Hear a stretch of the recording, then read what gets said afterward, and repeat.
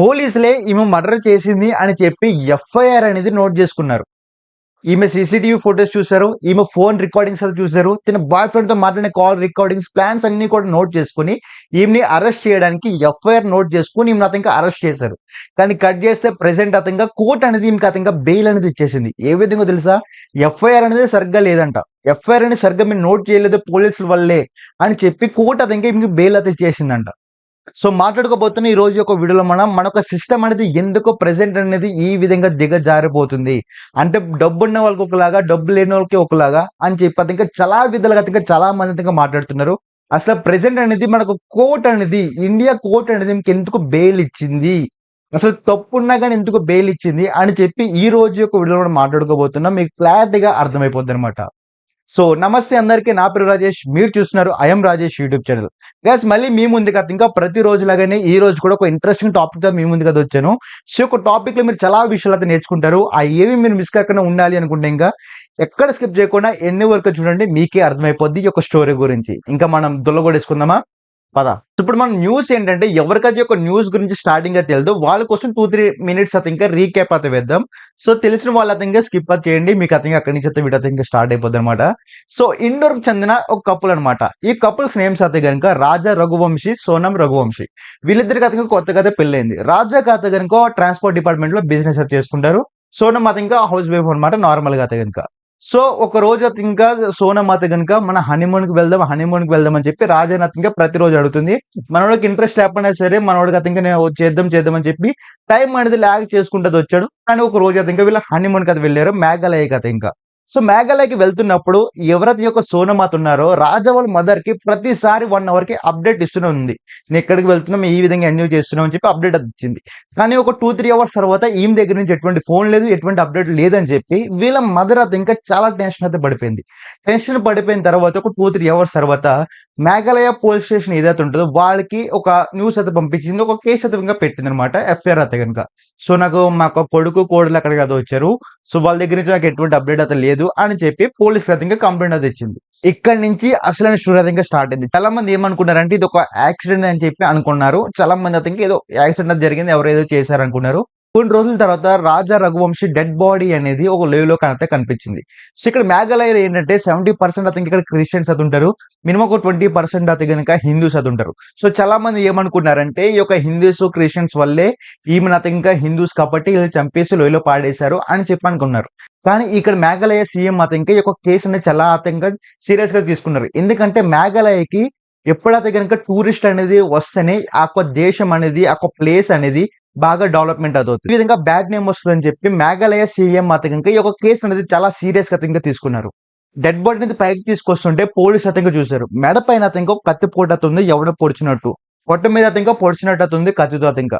So ఇక్కడ నుంచి అతనిగా start అయింది స్టోరీ అయితే కనుక. సో ఒక కత్తిపోట్లు ఉండడంతో పోలీసులకు అతనిగా ఒక డౌట్ అనేది స్టార్ట్ అయిపోయింది, అసలు ఎవరు చేశారు అని చెప్పి. కానీ చుట్టుపక్కల అతనిగా మనకి ఎక్కడ సోనం అనేది కనిపిస్తలే.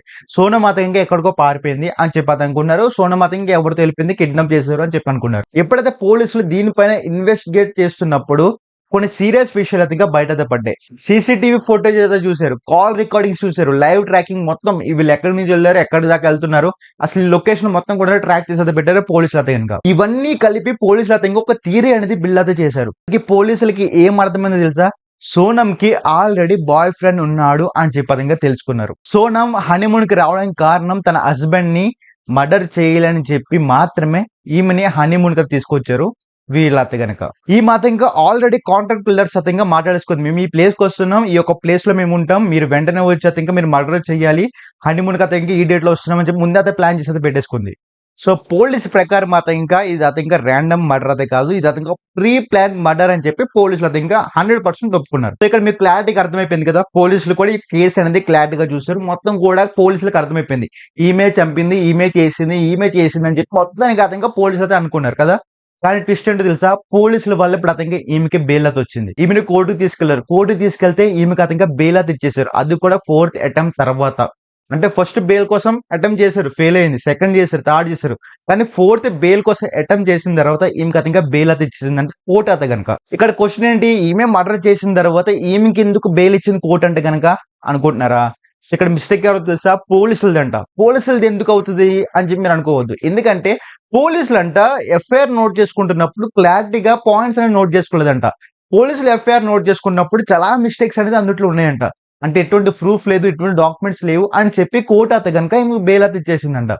ఇక్కడ కోర్ట్ అనేది ఏం అబ్జర్వ్ చేసిందంటే ఈమె పైనంట రాంగ్ ఎఫ్ఐఆర్ అనేది ఫిల్ చేశారు. రాంగ్ సెక్షన్స్ అయితే మెన్షన్ అయితే చేశారంట. లాలో ఇంపార్టెంట్ రూల్ ఏంటంటే క్రైమ్ అనేది ఎంత సీరియస్ అయినా పోలీస్ మిస్టేక్ ఉంటే అక్యూజ్డ్ కి బెనిఫిట్ అనేది చాలా ఎక్కువ ఉంటదంట. సో ఇక్కడ జరిగింది ఇదే. ఇది అతగా ఎటువంటి క్రైమ్ స్టోరీ అయితే కాదు. ఇది అతగా మనొక సిస్టమ్ ఫెయిలియర్. ఎందుకో తెలుసా? పోలీస్ నెగ్లిజెన్స్ వల్లే జస్టిస్ అనేది ఈ విధంగా డిలే అవుతుందా, లేకపోతే టెక్నికల్ మిస్టేక్స్ వల్ల క్రిమినల్స్ అనేది తప్పించుకుంటున్నారా, లేకపోతే ఇన్వెస్టిగేషన్ అనేది స్ట్రాంగ్ గా ఉంటే సరిపోతుందా? కోర్ట్ ఎవిడెన్స్ కన్నా ముందు ప్రొసీజర్ అనేది సరిగ్గా ఫాలో అవుతున్నారు లేదా పోలీసులు అనేది ఇదే మెయిన్ గా చూస్తుందంట. చాలా మందికి తెలిసింది కదా, ఏమి బెయిల్ ఇచ్చేస్తే మీ ఫ్రీడమ్ అనేది అయిపోద్ది ఇంకా మొత్తం కదా. ఇంకా కానీ అక్కడ బాధపడుతుంది రాజా వాళ్ళ ఫ్యామిలీ అయితే ఇంకా. సో వాళ్ళ ఫ్యామిలీ అయితే ఇంకా మళ్ళీ మేము అయితే ఇంకా పిటిషన్ అయితే వేస్తాం, సుప్రీంకోర్టుకి వెళ్తాం, హైకోర్టుకి అయితే వెళ్తాం, మళ్ళీ మేము అయితే ఇంకా కేసు అనేది రీఓపెన్ అయితే చేపిస్తాం అని చెప్పి ఇంకా రాజా వాళ్ళ ఫ్యామిలీ అయితే అంటున్నారు.